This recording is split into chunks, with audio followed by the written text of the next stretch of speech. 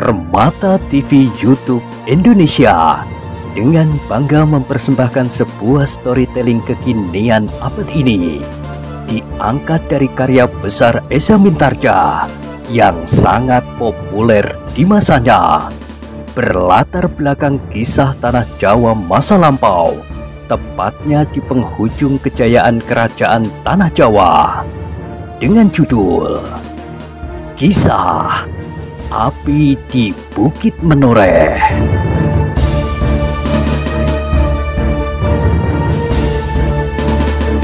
Pada kesempatan yang sangat baik ini, kita masuk pada episode yang ke-426. Selamat menikmati.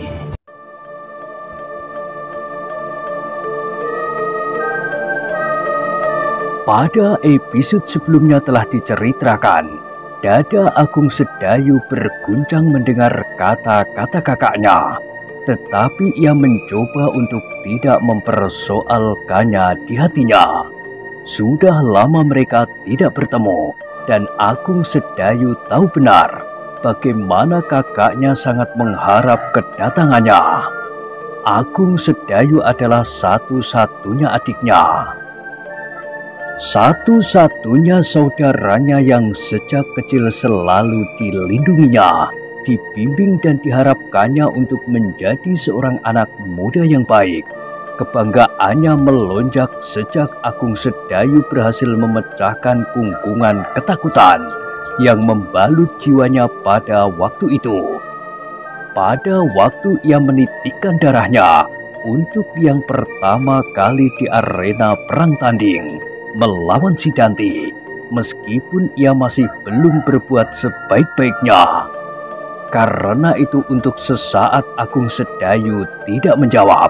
Dibiarkannya kakaknya mengguncang-guncangnya, dan Untara berkata seterusnya, "Badanmu bertambah kokoh, pasti hasil tempaan dukun tua yang baik itu. Aku berharap bahwa kau benar-benar akan menjadi seorang prajurit yang baik." Agung Sedayu tidak menjawab, tetapi terasa jantungnya menjadi semakin berdebaran. "Duduklah Sedayu," berkata Untara kemudian. "Terima kasih kakang," jawab Agung Sedayu. Agung Sedayu pun kemudian duduk di peringgitan bersama Untara dan seorang perwira yang memanggil Untara.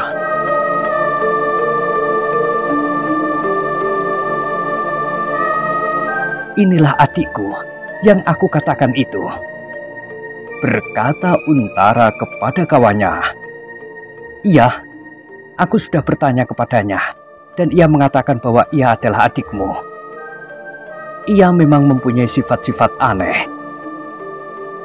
Agung Sedayu hanya dapat tersenyum ketika perwira itu tersenyum pula. "Kapan kau datang dari petualanganmu, Sedayu?" bertanya Untara kemudian. "Semalam, kakang." Untara mengerutkan keningnya. "Kau langsung pergi ke Sangkal Putung?"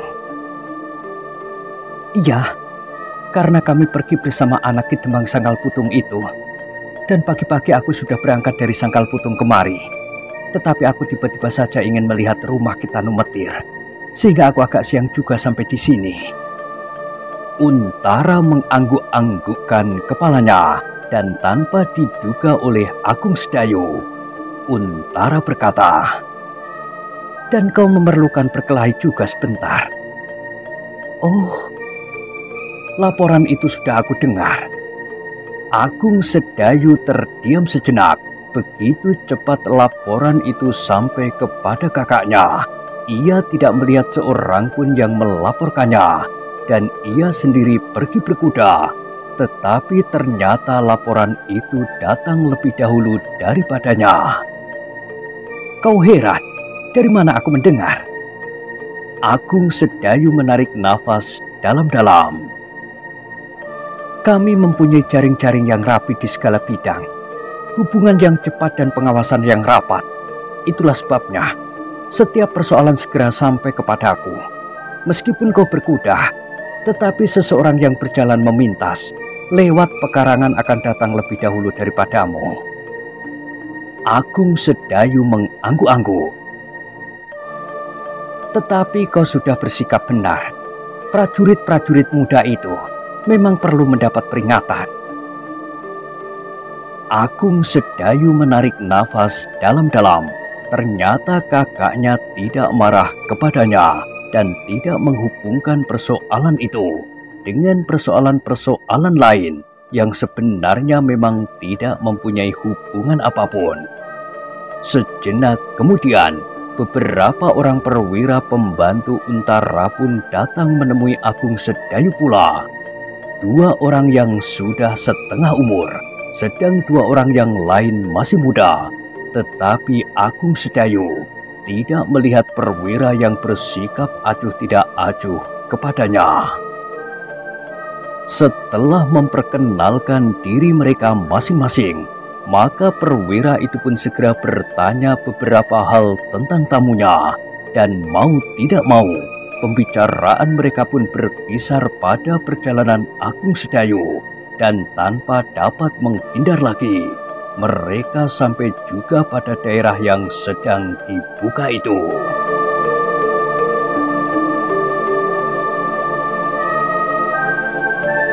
Agung Sedayu menjadi berdebar-debar. Sebelum ia dapat berbicara dengan kakaknya sendiri, maka ia sudah harus berbicara dengan beberapa orang sekaligus. Apakah Mataram sudah berhasil mengatasi kesulitan-kesulitannya? Bertanya salah seorang dari perwira itu. Belum seluruhnya, jawab Agung Sedayu. Masih banyak yang harus diatasi. Apa saja yang masih menghambat perkembangan daerah itu? Masih banyak daerah yang keras dan hutan yang lebat. Dan tiba-tiba saja seorang perwira yang sudah setengah umur bertanya, bagaimana dengan hantu-hantu itu? Agung Sedayu menjadi berdebar-debar. Ternyata Pajang banyak mengetahui tentang perkembangan daerah baru itu. Dengan demikian, maka Agung Sedayu pun menjadi termangu-mangu sejenak. Bukankah orang-orang yang bekerja di Alas Mentaok selalu diganggu oleh hantu-hantu? Agung Sedayu mengangguk-anggukkan kepalanya. Katanya, mungkin akan segera dapat diatasi. Perwira itu mengerutkan keningnya. Apakah Mataram dapat menemukan cara untuk melawan hantu-hantu itu? Agung Sedayu memandang Untara sejenak. Tampak sebuah senyum yang membayang di bibirnya. Karena itu, maka Agung Sedayu berkata, laporan itu pasti sudah sampai di sini. Apa yang sebenarnya telah terjadi di Mataram? Perwira itu pun memandang wajah Untara pula. Keduanya tiba-tiba saja tersenyum hampir berbareng. Dengan demikian maka Agung Sedayu mengambil kesimpulan bahwa Pajang telah mendapat laporan tentang segala peristiwa yang terjadi di Mataram. Laporan itu belum lengkap, berkata Untara. Tetapi sebagian memang sudah ada pada kami. Di samping harus mengatasi kesulitan yang timbul dari alam yang keras, Raden Sutawijaya dan Ki Gede Pemanahan masih harus melawan gangguan hantu-hantu. Tetapi agaknya hantu-hantu itu lambat laun akan berhasil didesak keluar dari Alas Mentaok. Bukankah begitu? Meskipun dengan demikian, belum berarti semua kesulitan dapat diatasi. Agung Sedayu hanya dapat mengangguk-anggukkan kepalanya saja. Bahkan ia berharap bahwa demikianlah hendaknya, sehingga ia tidak perlu memberikan keterangan tentang Mataram. Tetapi ternyata justru Untaralah yang kemudian bertanya, Agung Sedayu, bagaimana pendapatmu tentang usaha Raden Sutawijaya itu? Apakah akan berhasil seperti yang dikehendakinya atau tidak? Agung Sedayu berpikir sejenak. Namun kemudian ia menjawab, Aku tidak dapat mengatakan, Kakang. Aku tidak tahu sampai kemanakah rencana Raden Sutawijaya itu. Apakah ia akan sekedar membangun sebuah padukuhan yang besar, atau sebuah kota atau yang lainnya? Kalau menurut pendengaranku, Mataram itu sudah diserahkan kepada Ki Gede Pemanahan. Maka kemungkinan Raden Sutawijaya akan mendapatkan bentuk tanah perdikan. Tetapi Pati berkembang ke arah yang lain. Pati akan menjadi sebuah kadipaten. Untara mengangguk-anggukkan kepalanya. Katanya kemudian, "Bagaimana menurut pendapatmu, Sedayu? Apakah Mataram mempunyai kemungkinan yang baik di hari depan?" Agung Sedayu menjadi semakin berdebar-debar dan dengan hati-hati ia menjawab, "Masih tergantung sekali kepada banyak hal, Kakang. Tetapi aku tidak banyak mengetahui. Aku tidak mengetahui siapa-siapa yang berdiri di belakang Ki Gede Pemanahan. Apakah mereka orang-orang yang cukup mampu membantu Ki Gede dalam memperkembangkan daerah itu? Juga masih tergantung sekali kepada daerah yang ada di sekitarnya, terutama daerah-daerah yang lebih dahulu menjadi ramai." Untara masih mengangguk-anggukkan kepalanya. Ia tahu bahwa Agung Sedayu berbuat dengan hati-hati sekali. Mungkin karena di antara mereka terdapat beberapa orang yang belum dikenalnya dengan baik.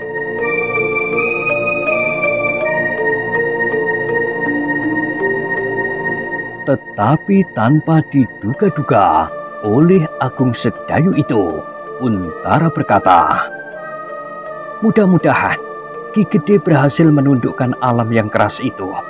Mataram sudah jauh ketinggalan dari Pati."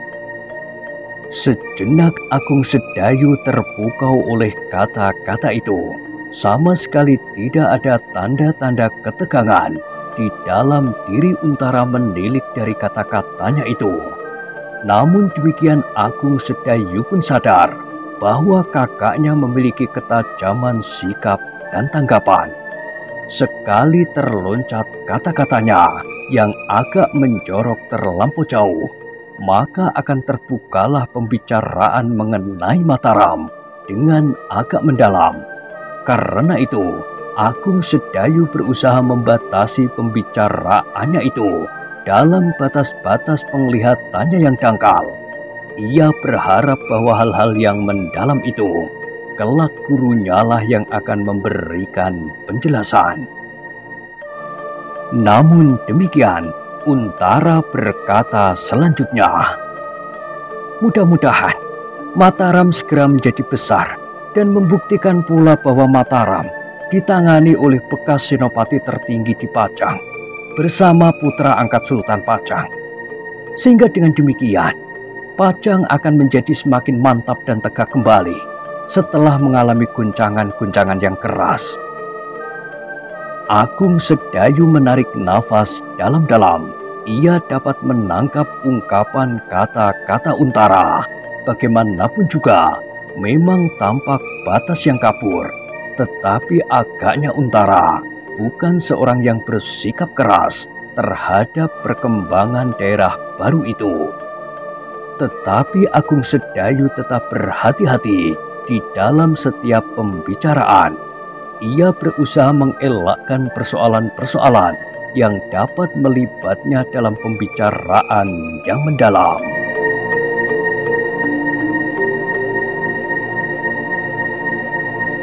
Namun di dalam kesempatan yang tidak disangka-sangka, seorang perwira yang sudah setengah umur itu berkata, "Mudah-mudahan persoalan Mataram tidak berkembang ke arah yang tidak kita kehendaki. Setidak-tidaknya untuk waktu yang dekat, selagi Senopati di daerah selatan ini menghadapi masa-masa yang paling indah di dalam hidupnya." Oh, Agung Sedayu tidak menyia-nyiakan kesempatan itu. Dengan serta-merta ia berkata, "Aku sudah mendengar. Semula aku bingung mendengar berita itu. Tetapi kini aku sudah yakin." "Ah," Untara tersenyum. "Sebenarnya kurang mapan selagi Pajang menghadapi persoalan-persoalan yang gawat. Datang pula persoalan pribadi itu. Mula-mula aku benci melihat hubungan Agung Sedayu dengan gadis Sangkal Putung. Namun akhirnya, aku menyadari bahwa hal itu tidak akan terhindar dari jalan hidup seseorang. Maka supaya aku tidak menjadi sentuhan, aku akan segera memberikan jalan baginya. Itukah alasannya? Bertanya Agung Sedayu. Untara tersenyum sedang beberapa orang perwira yang ada di peringgitan itu tertawa.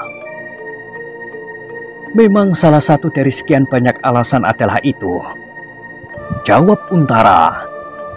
Tetapi sudah tentu ada alasan-alasan yang lain yang tidak semua orang boleh mengetahuinya. Mereka pun tertawa semakin keras dan seorang perwira yang lain berkata, "Kenapa kalian tidak menyelenggarakan perhelatan itu berbareng saja bulan depan?" Untara memandang Agung Sedayu sejenak, namun mereka berdua pun tertawa bersamaan.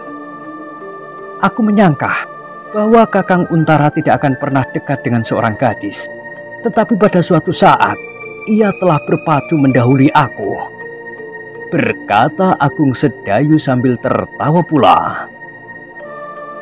Bukan salahku, sahut Untara. Jadi siapa yang bersalah?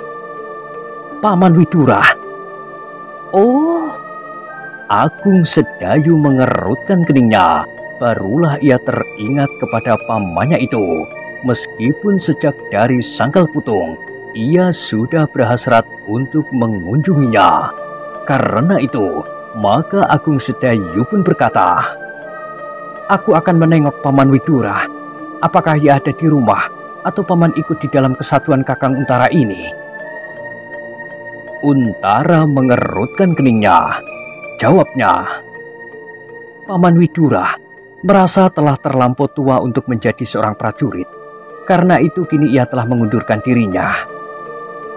Oh, Agung Sedayu mengangguk-anggukkan kepalanya.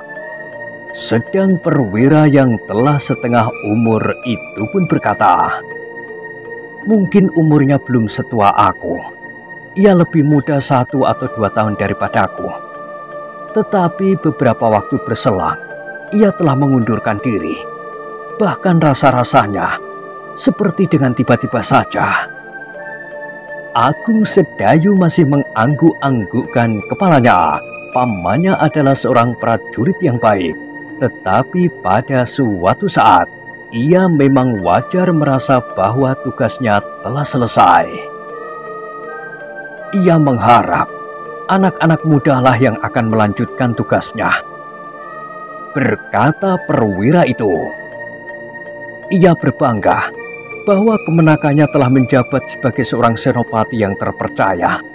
Namun ia masih berharap bahwa kemenakannya yang seorang lagi akan mengikuti jejak kakaknya. Agung Sedayu masih tersenyum meskipun dadanya menjadi berdebar-debar. Karena itu, ia berusaha untuk mengalihkan pembicaraan. "Jadi Kakang Untara akan melangsungkan perkawinan di bulan mendatang?" Untara mengangguk. Katanya, "Mudah-mudahan suasana tidak berubah. Semuanya telah diatur oleh Paman Widura." Untara terdiam sejenak. Lalu katanya, "Tetapi dari mana kau mendengarnya?" "Di jalan padukuhan ini, aku bertemu dengan Jugo. Dikiranya aku sudah mengerti rencana itu." "Aku juga kurang mengerti," berkata Untara sambil tersenyum pula. "Paman Widura lah yang paling tahu." "Aku akan segera menemui Paman Widura." "Kapan kau akan ke sana? Sekarang atau sebentar lagi?" "Ah," desah Untara. "Kenapa tergesa-gesa? Besok atau malam nanti kita pergi bersama-sama." Agung Sedayu berdesir mendengar ajakan itu, tetapi ia berusaha untuk menahan perasaannya, sehingga kesan itu sama sekali tidak terbayang di wajahnya. Tetapi ia menjawab, "Aku sudah terlalu lama tidak berjumpa." Tetapi tidak perlu sekarang. Kau belum makan di sini. Cegah Untara. Agung Sedayu tidak memaksa, tetapi ia mulai dijalari oleh kegelisahan. Kakaknya pasti tidak akan membayangkan bahwa ia akan kembali ke Sangkal Putung hari ini. Tetapi seandainya ia tidak kembali, maka tanggapan Ki Demang Sangkal Putung beserta anak-anaknya pasti sangat tidak baik. Hanya guru sajalah yang tahu keadaanku yang sebenarnya di dalam hubungan keluarga ini. Yang lain sama sekali tidak akan dapat mengerti. Mereka memandang persoalan ini dari segi mereka sendiri. Namun Agung Sedayu sudah merasa berjanji bahwa senja nanti ia sudah harus berada di Sangkal Putung kembali. Meskipun kegelisahan itu terasa semakin mencekamnya, namun Agung Sedayu masih berhasil menguasai perasaannya. Sehingga kegelisahan itu sama sekali tidak berkesan di hatinya. Demikianlah, maka sejenak kemudian Agung Sedayu telah mendapat hidangan dari juru madaran para perwira Pajang yang tinggal di rumah itu. Semangkuk minuman panas dan makanan beberapa potong.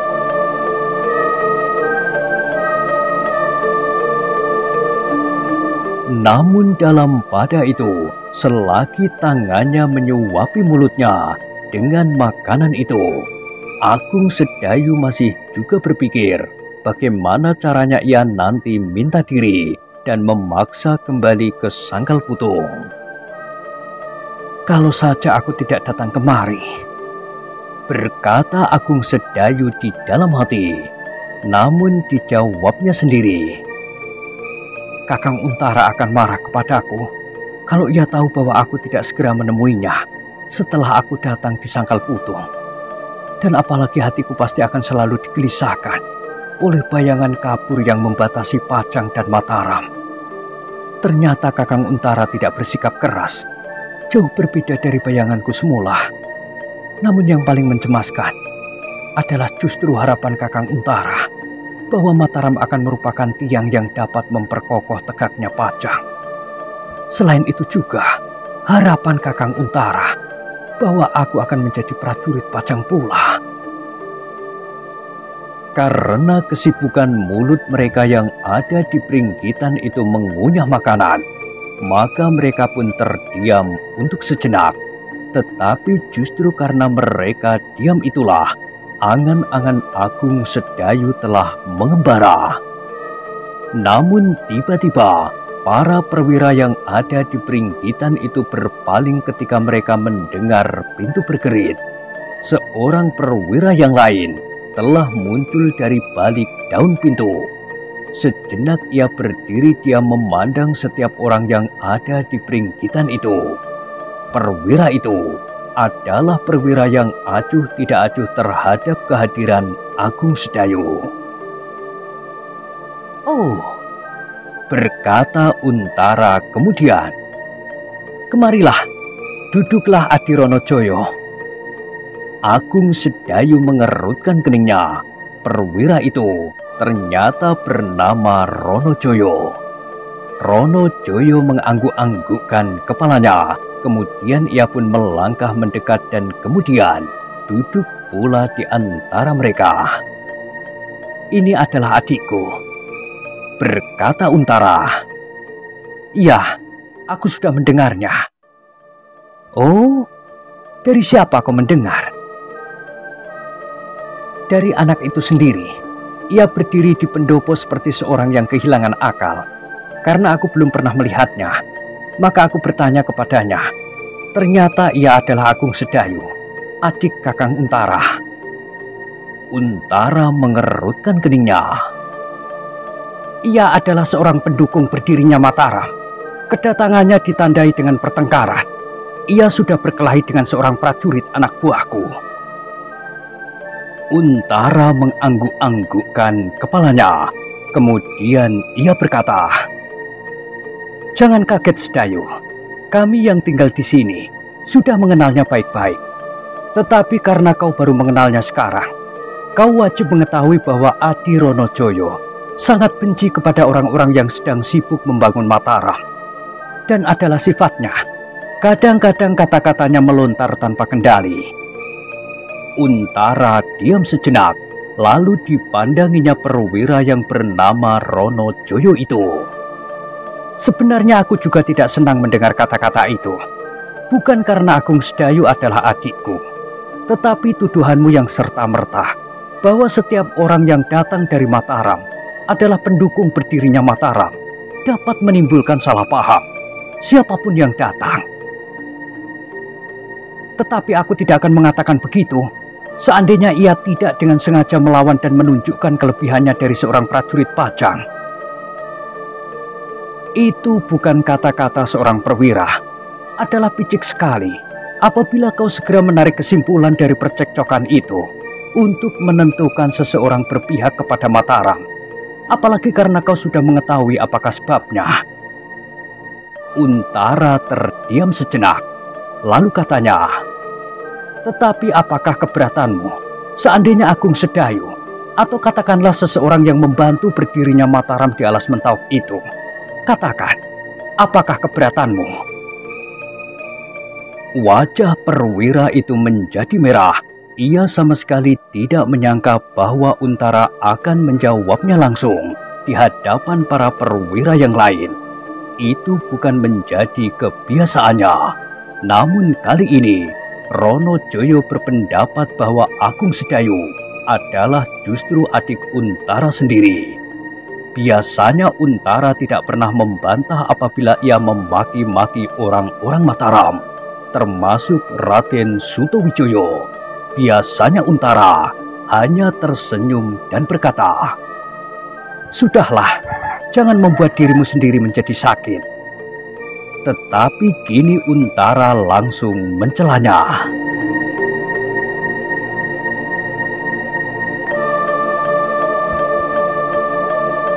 "Adi Ronojoyo," berkata Untara, "soalnya tidak semudah itu untuk menjatuhkan tuduhan terhadap Mataram dan terhadap orang-orang yang pernah berhubungan dengan Mataram. Kalau memang benar Mataram akan memberontak terhadap Pajang, akulah senopati di sini. Aku akan menerima perintah untuk menghancurkannya, meskipun di sana ada Raden Sutowijoyo dan Ki Gede Pemanahan. Meskipun aku tahu bahwa Ki Gede Pemanahan seorang yang mumpuni, tetapi perang bukannya perang tanding. Karena itu untuk seterusnya, jangan memperuncing keadaan. Selagi kita menjajaki kemauan Ki Gede Pemanahan, kau jangan menambah suasana menjadi buram. Kata-katamu itu adalah racun bagi prajurit-prajurit kecil. Bukankah aku sudah pernah memperingatkan? Jangan berkata seperti itu di hadapan orang lain, selain di hadapan kami, para perwira yang sudah mengenal watak dan tabiatmu." Wajah Ronojoyo menjadi semakin merah, namun kemudian ia pun menundukkan kepalanya. Kali ini ia tidak dapat membawa pembicaraan yang keras terhadap Mataram. Dengan demikian, maka sejenak suasana menjadi hening. Meskipun terasa ada juga ketegangan, Agung Sedayu sama sekali tidak ingin mengatakan apapun juga agar tidak menimbulkan salah paham. Tetapi ia masih tetap kagum kepada kakaknya yang mencoba berdiri di atas segala masalah yang hanya sekedar meloncat dari perasaan dan prasangka.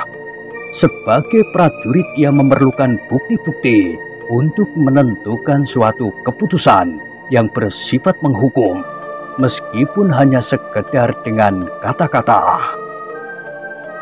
Namun dalam pada itu, Ronojoyo mengumpat-umpat di dalam hati. Meskipun ia menundukkan kepalanya, tetapi ia menggeram. "Aku akan sampaikan hal ini kepada Kakang Tumenggung." Kehadiran Ronojoyo itu ternyata membuat suasana menjadi lain. Wajah-wajah di ruangan itu tidak lagi tampak jernih dan tidak ada lagi senyum di bibir mereka. Dengan kaku mereka mencoba melepaskan ketegangan dengan meneguk minuman dan makan sepotong makanan. Tetapi rasa-rasanya, minuman dan makanan itu tidak lagi sesedap semula. Untuk melepaskan kejanggalan di dalam pertemuan itu, tiba-tiba Agung Sedayulah yang memulainya. "Kakang Untara, apakah Kakang memperkenankan aku pergi ke rumah Paman Widura sekarang juga?" "Sekarang?" Untara mengerutkan keningnya. "Iya, sekarang. Aku sudah terlalu rindu kepada Paman dan keluarganya. Aku akan segera kembali kemari apabila aku sudah bertemu. Aku hanya akan sekedar bertemu saja." Untara menarik nafas dalam-dalam. Suasana di rumah itu memang menjadi kurang baik dan bahkan ada terasa ketegangan di hati masing-masing. Karena itu, agaknya ada juga baiknya Agung Sedayu menyingkir sejenak untuk nanti kembali lagi. "Bagaimana pertimbanganmu, Kakang?" desak Agung Sedayu. Untara mengangguk-anggukkan kepalanya. Sejenak kemudian ia menjawab, "Baiklah Agung Sedayu, kau boleh pergi ke Paman Widura. Tetapi jangan terlampau lama. Kita akan makan siang ini di sini." "Tetapi bagaimana kalau Paman memaksa aku untuk makan di sana?" jawab Agung Sedayu yang mencoba mencuci suasana. "Katakan bahwa kau sudah makan." "Tetapi aku dapat gagal kedua-duanya.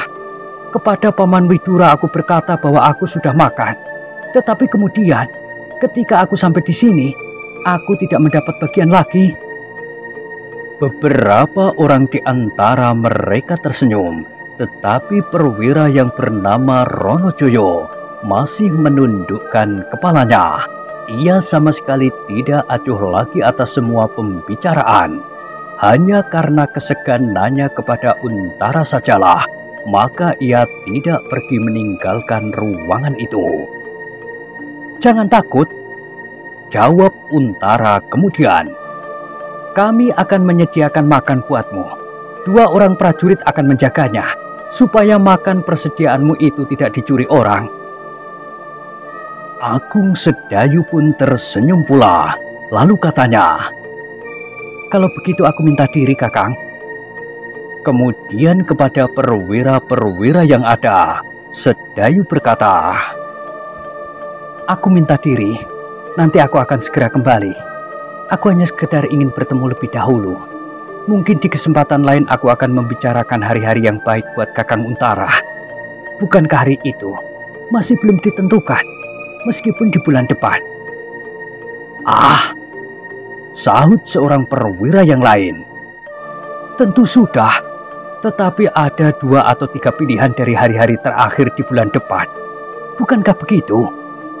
bertanya perwira itu kepada Untara. Untara hanya tersenyum saja. Sejenak kemudian, maka Agung Sedayu pun meninggalkan peringgitan yang rasa-rasanya menjadi terlampau panas itu. Ketika ia berada di pendopo, terasa udara yang segar menyentuh tubuhnya. Untara dan beberapa orang perwira yang lain mengantarnya sampai ke tangga pendopo. Kemudian Agung Sedayu minta diri sekali lagi. "Aku akan membawa kudaku, Kakang, supaya perjalananku agak cepat."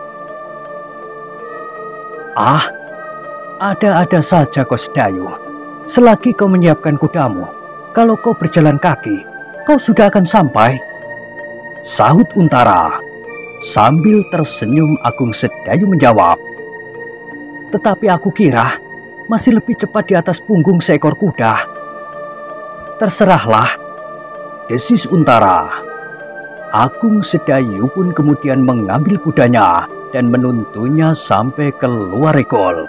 Setelah ia melampaui penjagaan prajurit di regol halaman itu, ia pun segera meloncat naik ke punggung kudanya yang segera berlari ke rumah pamannya, Widura. Kedatangan Agung Sedayu di rumah pamannya benar-benar mengejutkan.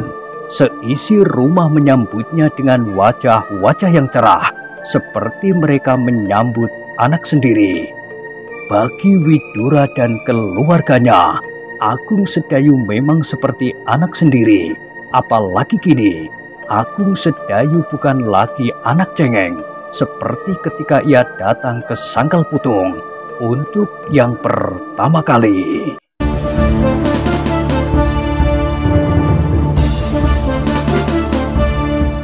Nah, bagaimanakah kisah selanjutnya? Silahkan ikuti terus kisah Api di Bukit Menoreh pada episode berikutnya.